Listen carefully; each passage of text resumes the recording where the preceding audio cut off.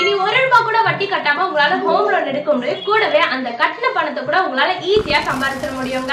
அது எப்படின்னு ஒரு எடுத்துக்காட்டோட சொல்றேன். இங்க மோகன்குமார்ன்ற நபர் 30 லட்சம் ஹவுசிங் லோனை 7.5 வட்டி விகித சதவீதத்துல 15 ஆண்டுகள் கால அவகாசத்திற்கு டென்யூரா தேர்ந்தெடுத்தாங்க அப்படின்னா அவரோட மாத இஎம்ஐ தொகை ₹27,810.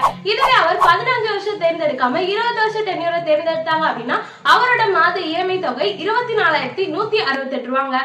இங்க 15 வருஷத்துக்கும் 20 வருஷத்துக்கும் வித்தியாசத்தை பார்த்தோம் அப்படின்னா 20 வருஷம் டென்யூரா அவர் தேர்ந்தெடுக்கும் போது அவரோட இஎம்ஐ தொகையில இருந்து ₹3,642 குறையுதுங்க. இப்படி மிச்சமாகிற இந்த ₹3,642 மாசம் மாசம் எஸ்ஐபி டைப்ல ஓரளவு சேஃபான லார்ஜ் கேப் மியூச்சுவல் ஃபண்ட்ஸ்ல ஹோம் லோன் கட்ட போற அதே 20 வருஷத்துக்கு போட்டுட்டு வந்தீங்க அப்படின்னா 20 வருஷத்தின் முடிவுல உங்க கையில அப்ராக்சிமேட்டா 56 லட்சம் கிட்ட இருக்குங்க.